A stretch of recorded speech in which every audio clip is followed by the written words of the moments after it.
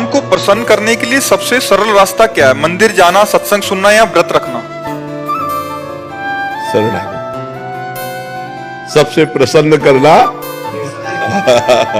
प्रभु मैं किसी योग्य नहीं। भगवान स्वयं अपने श्री मुख से कहते हैं एकादशी स्कंद भागवत में, व्रतांश यज्ञ छंदांश तीर्था नियमा यमा यथा वरुंधित सत्संगा सर्व संगो पहो ही माम। मैं बड़े बड़े व्रत से वश में होने वाला नहीं, मैं बड़ी बड़ी यज्ञों से वश में होने वाला नहीं, मैं नियम संयम से वश में होने वाला नहीं। अगर मैं वश में होता हूं तो साधु संग से होता हूं। तो साधु संग क्या? भगवान की शरण।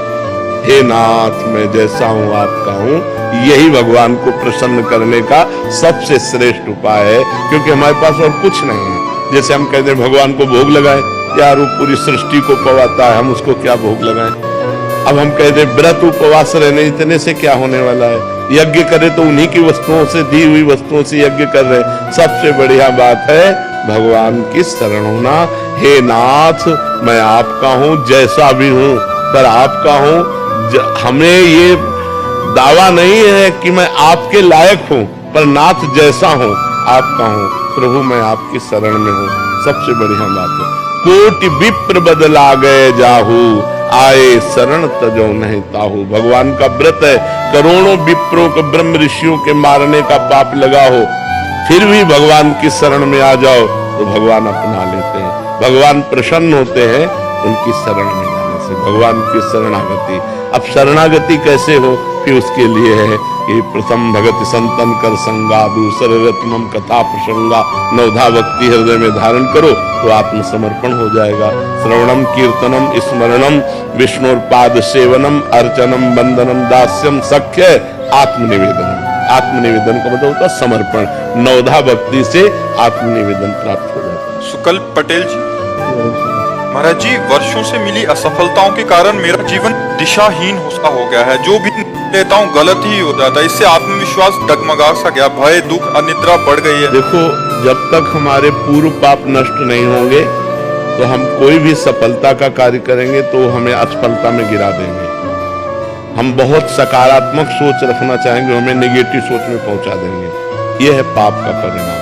और पाप को नष्ट किए बिना हम सुखी नहीं हो सकते। इसलिए पाप नष्ट करने के लिए और भी उपाय हैं, जैसे तीर्थ यातन है, गंगा स्नान है, और भी है। लेकिन सही सटीक पाप की जड़ का नाश कर दे नाम है।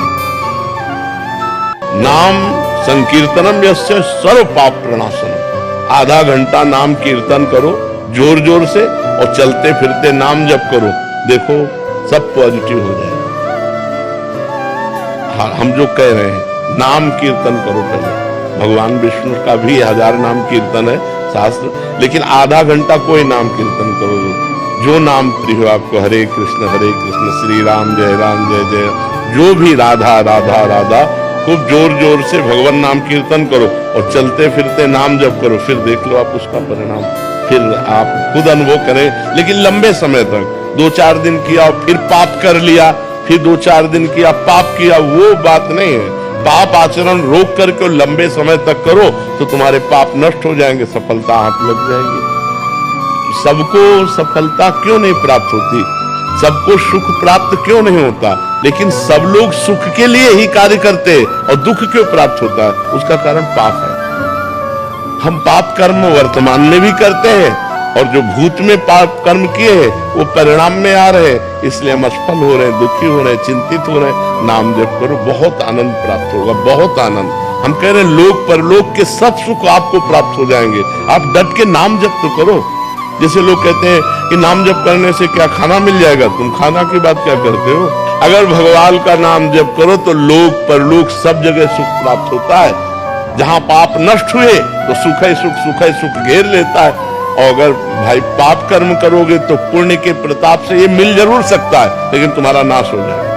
अंत में तुम्हारा नाश हो जाएगा, अंत में तुम जीरो पे होगे, कुछ तुम्हारे पास नहीं होगा। अगर नाम जप कर रहे हो, आज दुखी हो, चिंता मत करो, कल सुखी हो जाओ। हमको भोजन तक नहीं मिले 8-8 दिन, जो आज हम आपको प्रमाण दे रहे हैं कि हम गाड़ी पे चल रहे हैं, तो कल हमको भोजन नहीं मिला। सर्दी में ओढ़ने के लिए कंबल नहीं था, बोरा ओढ़ते थे टाट, टाट समझते हैं ना, जिसमें गेहूं का आटा भरा जाता है, वो बोरा उड़कर सर्दी पार करते थे। और आज हम आपको क्या बताएं, जब आप समझ लो यही है तो क्या व्यवस्था नहीं होगी। हर व्यवस्था है, राजा बाबू की तरह भगवान रख रहे हैं। तो कल जो था वो जो दुख में था, उसमें हम धर्म को नहीं त्यागा, बड़ी कठिनाई से आगे बढ़ते रहे। तो आज वो बात आ गई जो लौकिक और पारलौकिक, ये तो सांसारिक सुख है, लेकिन भागवतिक सुख हम तुम्हें एक बता भी नहीं सकते कि कितना भगवान हमें आनंद देते हैं। इसलिए नाम जप करो, चिंता न करो, सफलता चरण चूमेगी यदि भगवान की शरण में हो और भगवान के आश्रित।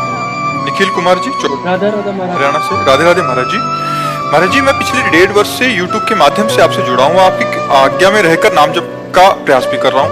महाराज जी, YouTube वीडियो में देखा कि जब साक्षात्कारकर्ता ने पूजनीय देवरा बाबा जी से प्रश्न किया कि आपकी अवस्था ईश्वर लीन है, इसका क्या कारण है, कैसे ये संभव हुआ, क्या क्रियाएं आपने की ये संभव हुआ, तब देवरा बाबा ने उत्तर दिया, अष्टांग योग मानी ईश्वर में योगी और योगी में ईश्वर, बस यही ईश्वर लीन है, बस इतना ही। और क्रिया तो बताया गया है कि महाराज जी 10 मुद्राओं के बारे में बताया कि 10 मुद्राएं हैं। महाराज जी, इनका अर्थ पूछना चाह रहे थे, और आपके द्वारा बताए गए ब्रह्मचर्य के सभी नियमों का ईमानदारी से अनुसरण करना। नाम जप करो, सब योग का अपने आप पूर्ण हो जाएगा।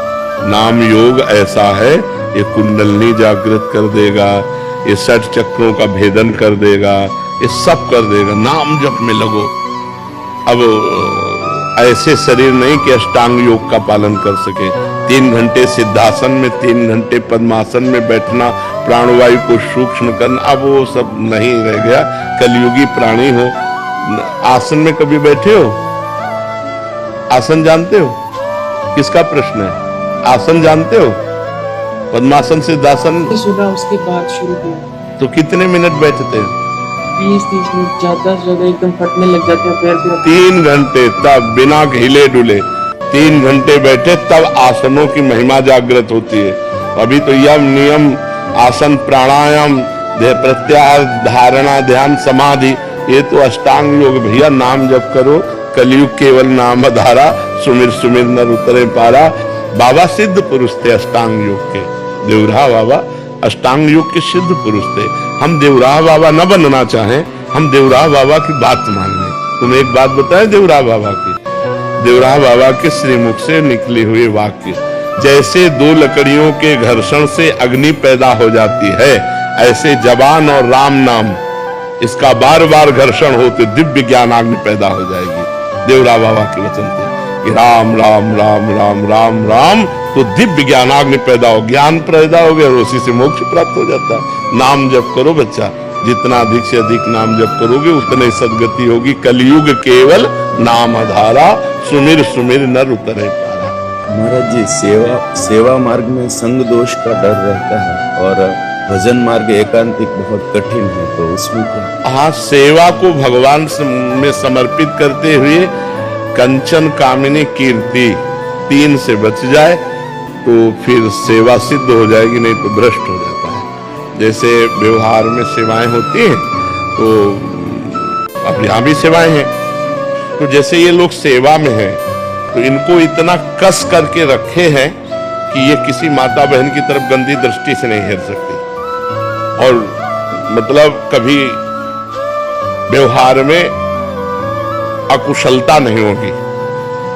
वो गुरु कृपा से इतना कस के रहे। अब अगर ये स्वतंत्र हो जाएं तो ये भ्रष्ट हो जाएं।